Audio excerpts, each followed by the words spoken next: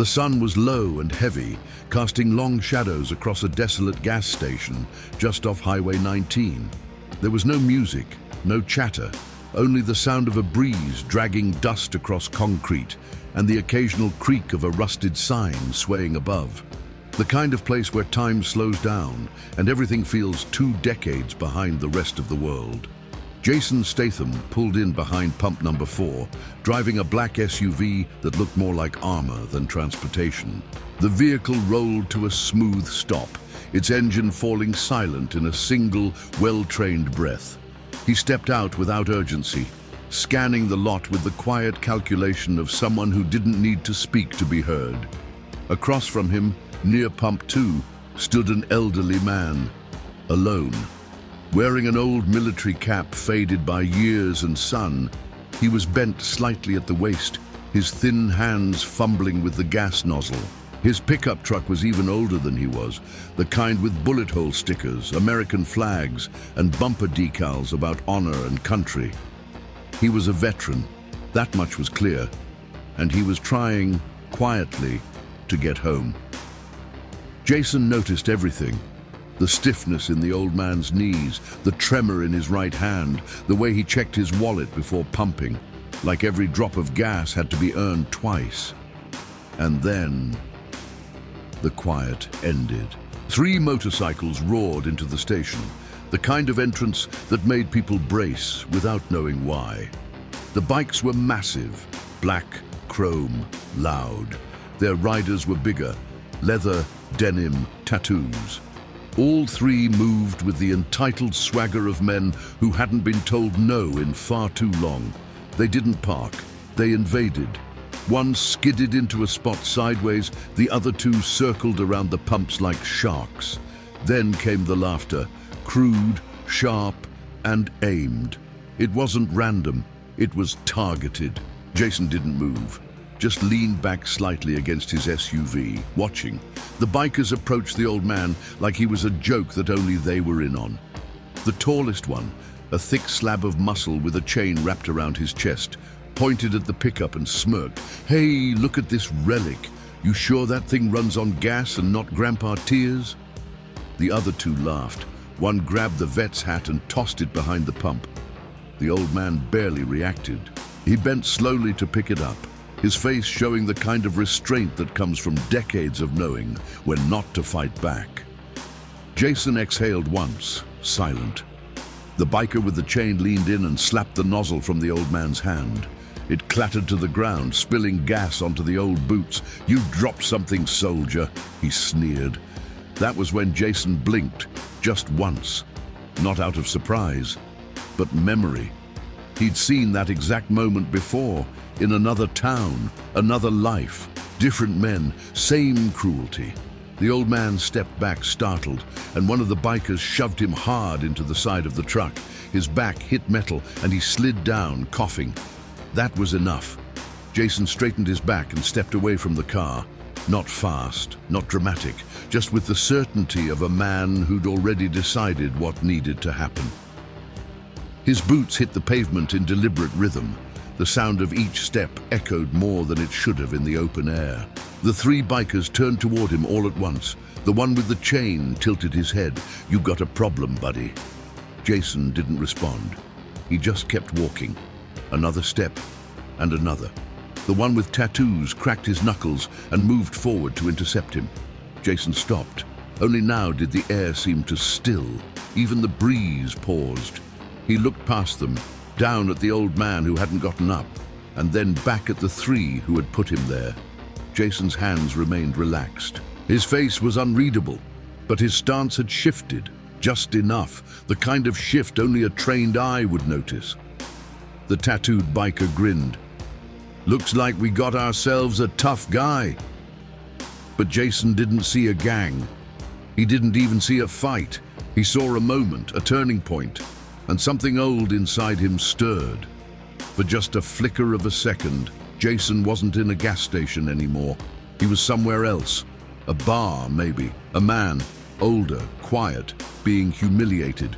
A young Jason watching, unable to stop it. And now here he was. Same scene, different decade, different outcome. He looked at the three men. But in his mind, he saw something else entirely. He saw his past. He saw his future. He saw what happens when silence is mistaken for weakness. Jason took one final step forward, closing the distance. The biker with the tattoos moved his shoulder like he was about to swing. And that was when everything shifted. The tattooed biker stepped forward first. He wasn't large, but he moved like someone who believed he was. His boots scraped against the pavement as he squared his shoulders and threw his arms out wide, taunting, playing to an audience that wasn't watching. But Jason wasn't playing. No threats, no words, just silence. The kind that filled more space than sound ever could. The biker took the silence as weakness. He swung, a wide, reckless punch aimed more at pride than precision. Jason sidestepped. It was effortless. He caught the man's wrist mid-swing, twisted, and used the biker's own momentum to slam him against the side of the pump. The thud echoed through the station like a closing door. The biker groaned, sliding down to the ground. Jason let go. He didn't look down, didn't celebrate, just reset his stance, eyes already tracking the next threat. Now it was 2-on-1. The second biker, the one with the chain slung across his chest, snarled and charged. He wasn't interested in warnings. He wanted a fight. He ripped the chain free with one hand and swung it in a wide arc, the metal hissing through the air like a whip. Jason ducked the first pass, stepped in close, and slammed his shoulder into the biker's sternum. The man staggered back, gasping for air, but Jason wasn't finished.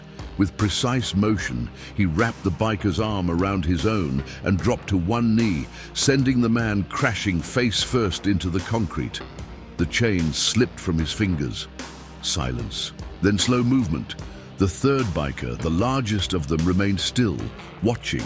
He hadn't moved the whole time, not during the shove, not during the punches, not even now, as his two friends groaned on the pavement. His eyes weren't wild like the others. They were focused, calculating. Jason noticed. He stepped back slightly, letting the air breathe between them. His chest rose and fell steadily. No anger, just readiness. The third biker cracked his neck and walked forward. He didn't rush. He wasn't careless. And Jason knew. This one was different. He wasn't the leader. He was the one who waited until things got serious. The big man reached down and helped his friend with the chain to his feet. Said nothing. Just stared at Jason the whole time. Then the third biker did something unexpected. He grunted once, nodded to the others, and suddenly all three regrouped. Now it was all of them again. 3 against 1. No more jokes, no more ego. Just 3 men who realized they were in over their heads and still decided to charge. Jason's eyes scanned them. His fists curled, his knees shifted slightly apart, and something deep in his memory surfaced. Mini flashback. Técnica de camada emocional. He was 16 again, in a back alley behind a boxing gym in East London. 3 older boys. One of them had pushed his father down earlier that week for not moving out of the way fast enough. Jason had chased them into that alley. Alone. No plan. Just a white-hot need to stand up for someone who wouldn't. He'd lost that fight, barely walked home, but his father never found out, and Jason never forgot. Back in the present, the bikers moved in together. Fast. Jason blocked the first blow with his forearm, spun to the side, and sent a boot into one man's chest, launching him back. The second tried to grab him from behind. Jason rolled forward, low, and swept the legs. The third came down with both fists raised. Jason dodged and countered with a hook that rattled teeth. It was a storm of motion. 3 bodies, 1 target, and Jason moving like water, shifting, redirecting, never wasting energy. A punch grazed his jaw, a boot hit his side, but he didn't stop. He absorbed, redirected, countered. The gas station echoed with grunts, footsteps, and the sound of flesh hitting concrete. At one point, the chain clattered across the ground again, kicked away in the chaos. A bystander near the ice machine ducked behind a vending machine, eyes wide, phone in hand. Someone whispered, "Is that Jason Statham?" But Jason wasn't performing. He was correcting something from years ago, something that never left his chest. He spun, landed a clean elbow, dodged left, then right, and with one final movement he disarmed the last biker with a takedown so fast it looked like gravity itself had betrayed him. Then, stillness. The three men lay sprawled, groaning, defeated. Jason stood in the center, chest rising, blood on his lip, but his expression calm, not angry, not proud, present. He looked down at them, then slowly turned toward the old man still sitting beside his truck. Jason walked toward him, not with speed but with weight. The veteran looked up, surprised, uncertain. Jason extended a hand. The veteran took it, and Jason helped him stand. As the old man steadied himself, Jason glanced back at the three bikers. Not with hatred, but with something quieter, something heavier. He didn't speak, but in that silence the message was clear. He hadn't fought them because he wanted to. He fought them because someone needed to show them what respect looked like. As Jason turned to walk away, something inside one of the bikers cracked. He looked at Jason, not with fear, but with confusion, almost as if he recognized himself in him, like he was staring at the man he could have been if he'd made different choices. The dust had barely settled when the silence was broken, not by rage, but by shame. The three bikers sat or leaned against the pavement, bruised and breathing heavily. Their chests rose with exhaustion, but their eyes were no longer filled with fire. They were unsure, unsteady. Something in the way Jason had moved had spoken to them, even without words. But shame is unpredictable, and sometimes it strikes back. The biggest of them, the one who hadn't spoken, slammed his fist into the ground and stood. His knuckles were bleeding, his eyes now burning, not from anger, but from wounded pride. He looked at the others, nodded once. Then he turned back toward Jason. They were going to try again, together. Jason, standing beside the old man, knew it before the first footstep hit the ground. The rhythm had changed. This wasn't chaos anymore. This was desperation. They came at him with everything. No more hesitation, no more showboating, just raw instinct and adrenaline. One charged from the left, another low from behind, and the largest came straight down the center like a freight train. Jason stepped forward to meet them. What followed was not a fight. It was choreography, but not the kind you rehearse. This was survival, precision, justice sharpened into motion. He ducked the low charge first, using the attacker's own force to flip him sideways. Before the man hit the ground, Jason had already turned, delivering a brutal palm strike to the biker on the left, knocking him backward into a pump that shuddered under the impact. Then came the biggest one. No tricks, just weight and violence. Jason met him head-on. The collision was thunderous, a clash of wills disguised as bodies. They stumbled. Jason took a blow to the side, a real one, that drove the breath from his lungs. But he didn't go down. He'd been hit harder by life. He countered with a series of elbows and knees that turned the big man's momentum against him, sending him crashing into the side of a vending machine, which cracked from the impact. But the others were already coming back. Jason spun, blocked, parried, dropped to one knee, kicked upward, rose again. For every punch thrown, he responded with a lesson. He didn't just fight to win, he fought to remind. And with every movement it became clear, he wasn't just stronger or faster. He was something else entirely, controlled, disciplined, rooted in something deeper than ego. The old man, now standing, watched in awe. His hands trembled, not from fear this time, but from memory. He'd seen this before, in a war zone, in men who fought not for glory, but for those who couldn't. The fight dragged on, longer than the last. Jason began to sweat, his breathing deeper now, but his focus never wavered. The largest biker got a hold of Jason's shirt, a rare slip. Jason responded by twisting inside the grip and delivering a crushing blow to the man's chest that dropped him instantly. The other two stopped. One held his ribs, the other spat blood. They looked at Jason, then at each other, and then they dropped their fists. For the first time, they'd had enough, not because they couldn't continue, but because they finally understood. This man wasn't fighting them to beat them. He was fighting to wake them up. Jason backed away slowly, his hands now lowered, his breathing steadying. He glanced at the old man and gave a single nod, the only word he'd spoken all day, and yet it said everything. He turned, walking past the wreckage, the cracked machine, the bent gas pump, the scuffed pavement. He stopped by his SUV, wiped the sweat from his brow, and reached inside the driver's seat. But instead of starting the car, he paused, walked back to the pump, and quietly replaced the gas nozzle still on the ground where it had fallen earlier. That simple act, restoring order, said more than any closing punch ever could. As Jason turned to leave, the tallest biker, still sitting against the vending machine, looked up. His mouth opened to speak, but nothing came out. Instead, he watched Jason disappear behind the wheel of his SUV, engine on, calm, whole, and in his silence, a thought surfaced. Not, "Who was that man?" but rather, "What would I be now if I'd had someone like him back then?" Jason didn't look back.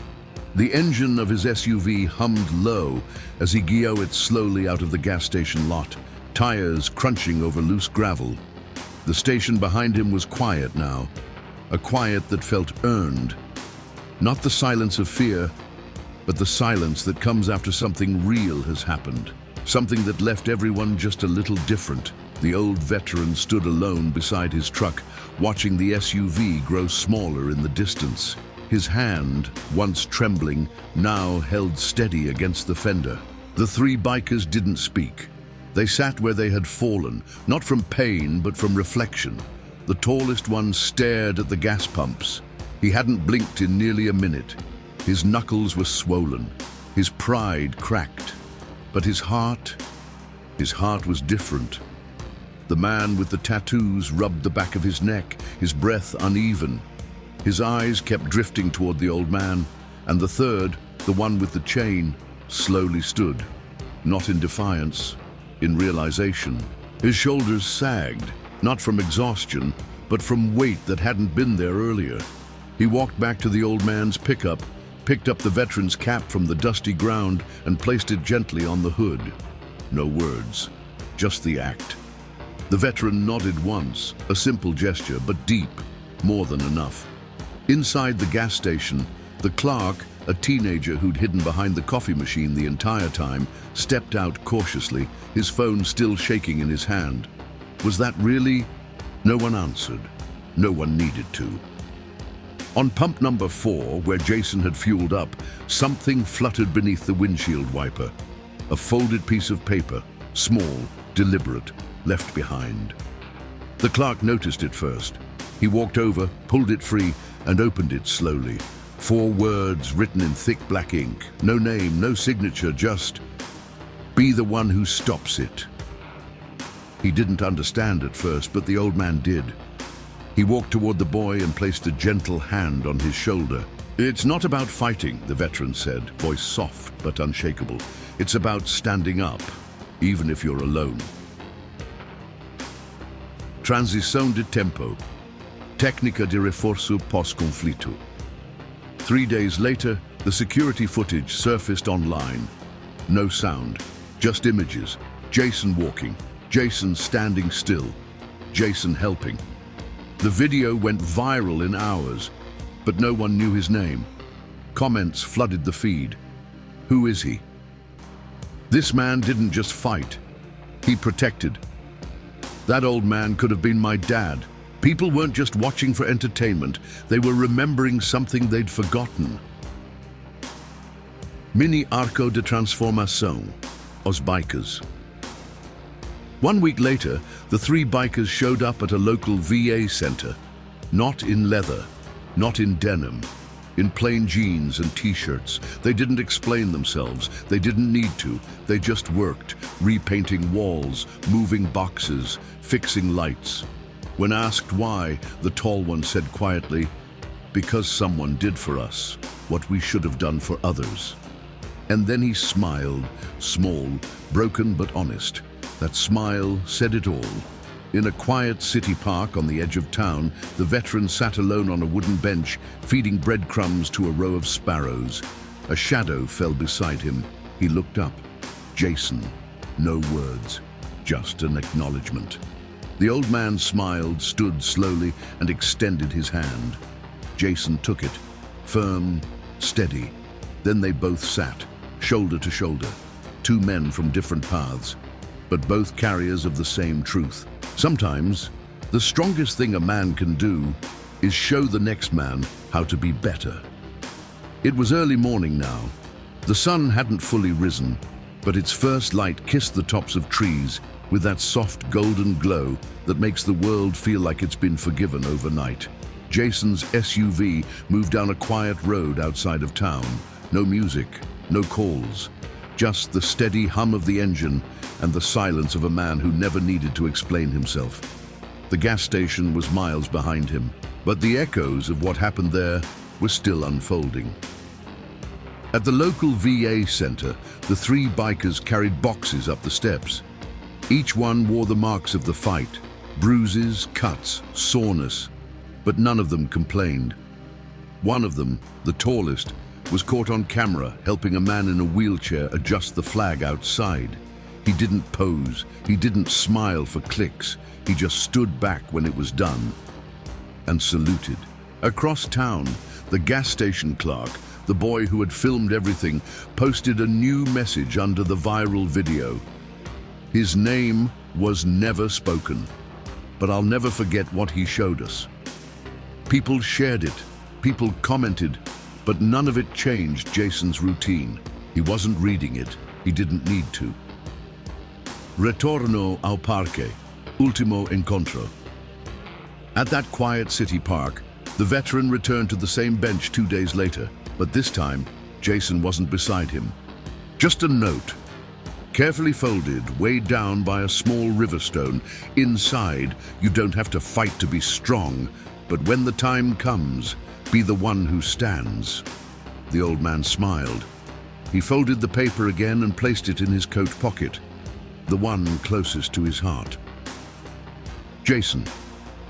Reflexome final. Jason's SUV finally reached the overlook, a high ridge where the road curved just enough to reveal the town below. He pulled over, stepped out. The wind was cooler here, wiser. He looked out over the hills, the rooftops, the smallness of everything. This wasn't victory, it was continuity. He hadn't changed the world, but he had interrupted a cycle, and sometimes that was enough. Years ago, Jason had watched his father, once a respected man, get pushed by a younger, louder group of men outside a pub. No one helped, no one stood. Jason had been too young to act, too small to stop it. But the moment never left him. It replayed in his mind every time he saw someone smaller pushed by someone louder. This time he hadn't stood still. As Jason stood beside his SUV, watching the sun rise over the world below, something in him settled. He wasn't chasing justice. He was living it, in the quiet, in the moments that no one else wanted to step into. No one clapped, no one thanked him, and still, he would do it all again. Because the fight isn't always about fists. Sometimes the real battle is showing others that there's still a better way to be a man. He stepped back into the SUV. The door closed with a soft click, and just like that, he was